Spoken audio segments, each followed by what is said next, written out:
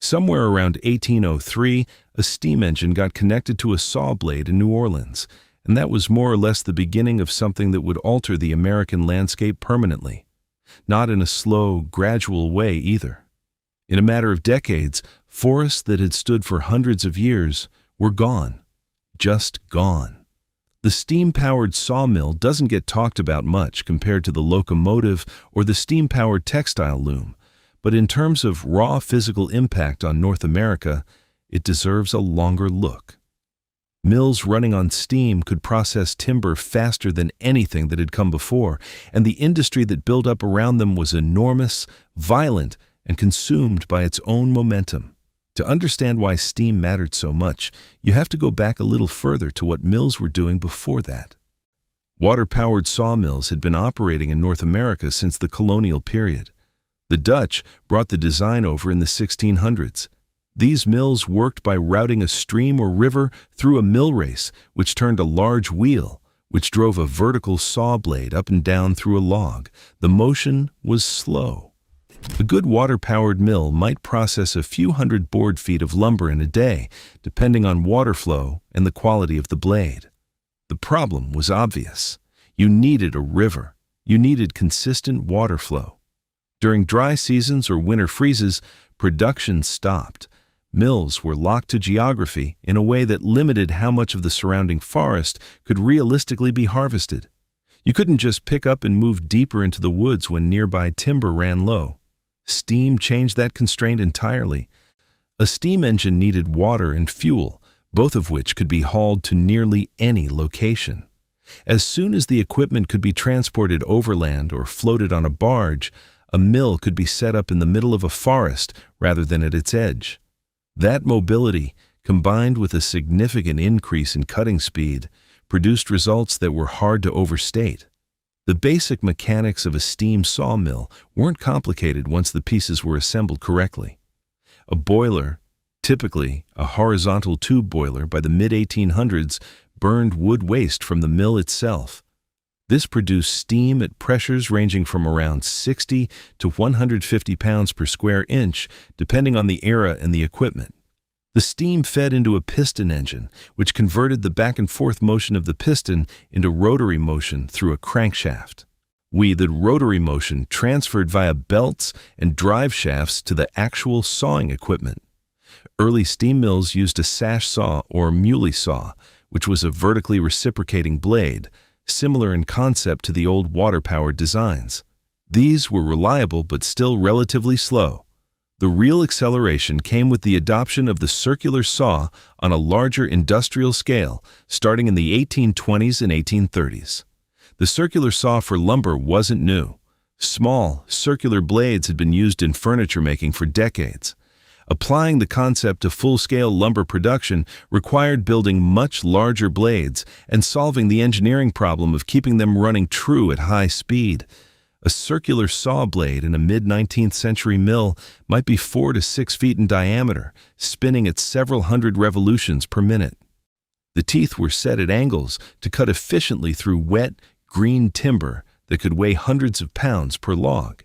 Getting a log positioned against that blade was its own operation.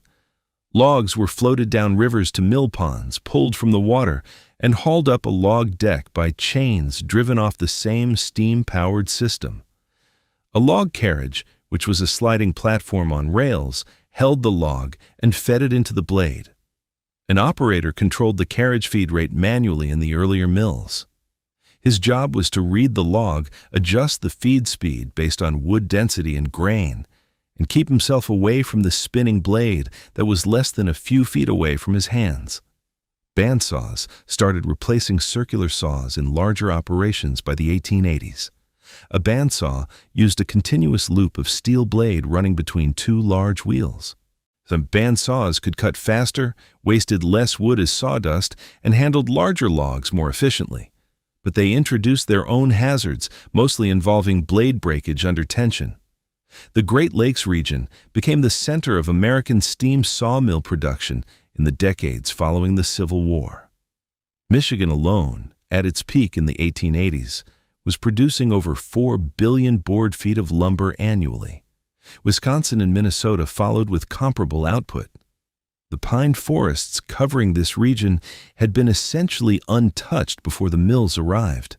The trees were massive, centuries old in many cases, and extremely well suited for construction lumber. White pine in particular was straight-grained, light, and strong, exactly what was needed for the framing of the houses and buildings going up rapidly across the expanding Midwest. The mills ran through this timber at a speed that contemporaries found difficult to reconcile with the apparent endlessness of the forest. Towns that relied on nearby timber for supply found themselves having to reach further and further out within 20 or 30 years of a mill's opening. Saginaw, Michigan went from a small settlement to one of the largest lumber-producing cities in the world in the span of a single generation, then watched its industry slowly collapse as the accessible timber gave out. The Pacific Northwest saw a similar pattern, delayed by a few decades due to geography. The Douglas fir and Sitka spruce forests of Oregon and Washington were even larger than the Great Lakes pines, and the trees themselves were so big that eastern sawmill equipment often needed modification to handle them. Steam donkeys, which were small, steam-powered winches, were used to drag logs out of steep terrain where oxen couldn't operate. Narrow-gauge logging railroads threaded through valleys and up hillsides to bring timber to mills that processed logs sometimes 10 or 12 feet in diameter. A steam sawmill at full operation was loud in a way that's hard to describe accurately without having been inside one. The boiler, the engine, the drive shafts, the saw blades, the log carriages, all running simultaneously, produced a combined noise level that caused permanent hearing loss in men who worked there for years. Workers communicated by hand signals and lip reading.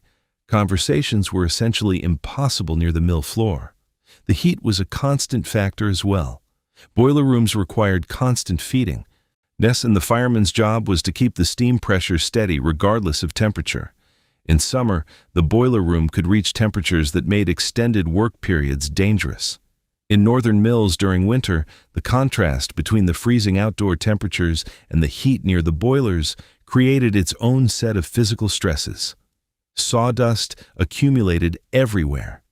In larger mills, mechanical conveyors moved sawdust out of the building, but smaller operations had workers manually clearing it or used it as additional boiler fuel. Sawdust piled against buildings was a consistent fire hazard, and mill fires were frequent. The combination of dry wood waste, sawdust, and spark-producing machinery made fires almost inevitable over the lifespan of any operation. Entire mill towns burned multiple times. Saginaw City, Michigan experienced devastating fires repeatedly throughout the 1870s and 1880s. Boiler explosions were less common than fires, but produced more immediate casualties. Early steam boilers were prone to catastrophic failure when operated beyond safe pressure limits, when water levels were mismanaged, or when construction defects went undetected. A boiler explosion in a mill could kill everyone in the boiler room, collapse nearby structures, and send shrapnel across a significant area. The Hartford Steam Boiler Inspection and Insurance Company was founded in 1866, partly in response to the frequency of these events across American industry, mills included. The saw blades themselves caused a category of injury that has no real modern equivalent in terms of frequency. Workers lost fingers, hands, arms, and in cases where someone stumbled or fell, considerably more. The circular saw had no guard in most 19th century mill configurations. Getting close enough to set a log for cutting meant working within feet of a blade, spinning fast enough that contact produced a result before any physical reflex could respond. Mill owners generally didn't provide medical care beyond basic wound treatment on site. Workers who lost a hand and could no longer work their previous position were simply replaced. There was no workers' compensation system in the United States until states began adopting them in the early 20th century, with Wisconsin passing the first effective law in 1911. Before that, if a worker wanted to recover damages for a mill injury, he had to sue under common law, a process that was expensive, slow, and frequently unsuccessful because employers could claim the worker had assumed the risk of a known, dangerous job. Child labor was widespread in sawmills throughout the 19th century. Boys as young as 10 or 12 worked as off-bearers, which meant standing at the outfeed end of the saw and removing cut boards as they came off. This position kept them in proximity to the blade for extended periods. Trimmer boys sorted and stacked lumber. Older boys operated machinery that would now require adult supervision and extensive safety training. The practice wasn't secret or considered particularly unusual by the standards of the era. Mill owners argued that children needed to work to support their families, and parents in mill towns often depended on their children's wages. The state legislatures periodically attempted to pass minimum age laws for industrial work, but enforcement was inconsistent and penalties were minimal. Federal regulation of child labor in manufacturing didn't come until the Fair Labor Standards Act of 1938. The mill towns that grew around steam sawmill operations had a specific character that's worth understanding. They weren't stable communities in any conventional sense. The economic logic of a sawmill town was always temporary because the timber supply was finite.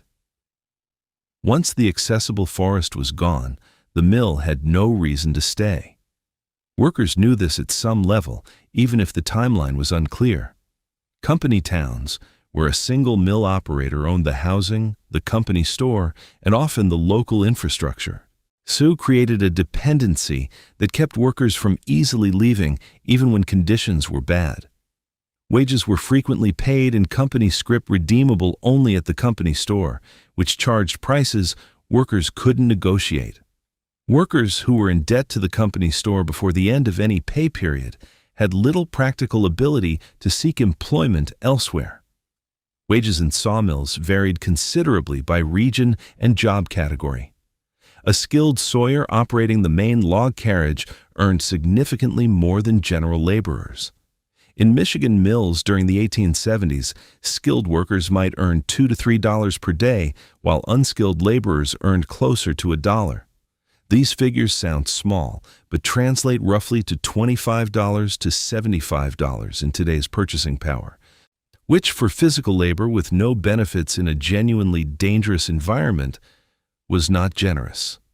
The labor movement arrived slowly in sawmill towns. The Knights of Labor organized mill workers in the 1880s with some success in Michigan and Wisconsin, pushing for 10-hour workdays in industries that commonly ran 12 or 14 hours. Strikes in logging and milling communities were often met with the same responses that characterized labor conflicts across American industry in this period. Replacement workers, local law enforcement supporting employer interests, and occasional private security hired by mill owners. The 1885 and 1886 strikes organized by the Knights of Labor achieved partial gains in some Michigan mills before the organization's national collapse following the Haymarket incident in Chicago. The American Federation of Labor organized craft workers in mills, but focused on skilled workers rather than general laborers, leaving a significant portion of the workforce outside union protection. Steam sawmill technology didn't stand still. Through the latter half of the 19th century, engineers continually refined the machinery. Multiple saw configurations emerged. Gang saws used several parallel blades to cut a log into boards in a single pass. Edger saws squared up rough-cut boards. Trim saws cut boards to standard lengths. A well-equipped steam mill by 1890 was a complex system with different machines handling successive stages of timber conversion, all driven off the same central steam plant. Log handling improved substantially. Bull chains pulled logs from the mill pond up inclined ramps. Log turners repositioned logs on the carriage without requiring direct manual contact. These mechanical improvements reduced some categories of injury while introducing others associated with the machinery itself. The waste stream from a mill was substantial. A log converted to usable lumber left behind bark, slabs, edgings, sawdust, and trim pieces. Early mills burned this waste in beehive burners, which were cone-shaped brick structures that combusted waste continuously. The smoke from these burners was visible for miles and created air quality problems in mill towns that nobody had a framework to address at the time. Later operations found markets for wood waste products. Shingle mills produced roofing material from slabs. Box factories used lower-grade lumber. Pulp mills began consuming waste wood for paper production by the late 19th century, which eventually made the waste stream a revenue stream. The transition away from steam power in sawmills came gradually rather than all at once. Electric motors began appearing in mills in the 1890s and became increasingly common through the early 20th century. The advantages were practical. Individual machines could be powered independently rather than relying on a single drive shaft and belt system. Starting and stopping specific equipment became easier. The fire risk from boilers and accumulated sawdust around steam equipment diminished. Maintenance requirements changed, but steam didn't disappear immediately. Many mills running profitable operations on existing steam equipment saw no reason to convert. Steam-powered mills continued operating in smaller operations and in regions where electricity infrastructure was limited well into the 1920s and 1930s. By then, the forests that had driven the industry's growth were largely gone from the regions that had supplied them most heavily. The Great Lakes pines were commercially exhausted.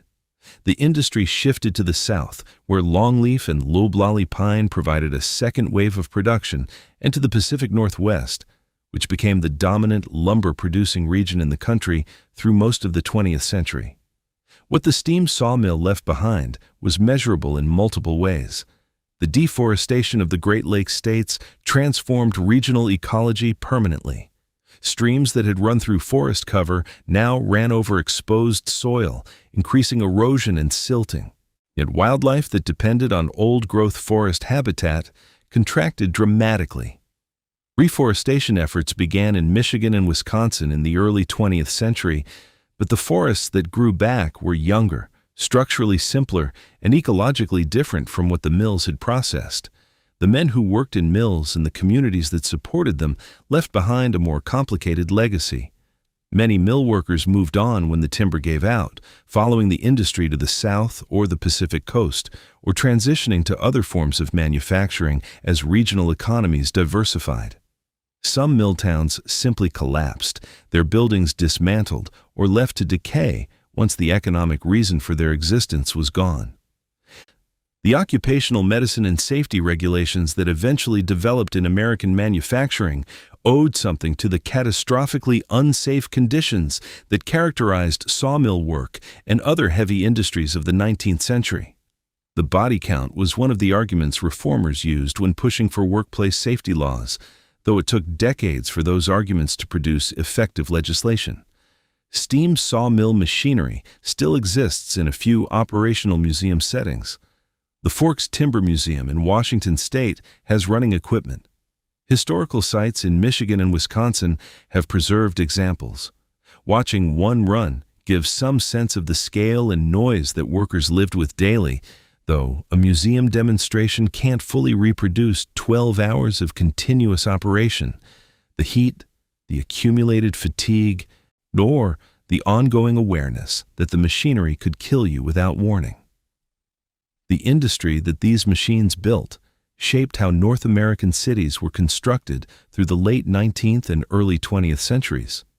The balloon frame house, which used standardized dimensioned lumber in a light structural system, became the dominant residential construction method across the country, partly because steam sawmills could produce that standardized lumber cheaply enough to make it practical. Cities that expanded rapidly after the Civil War were built largely on lumber that came out of steam-powered mills.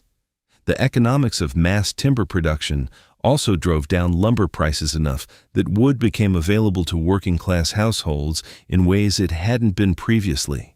This had real quality-of-life effects for ordinary people who could afford better constructed housing. The same process also accelerated resource extraction beyond any sustainable rate, which is a tension that characterized a lot of American industrial development in this period. The steam sawmill was a piece of technology that worked extremely well at doing what it was designed to do. The costs of that efficiency were real and were largely paid by the workers inside the mills and by the forests outside them.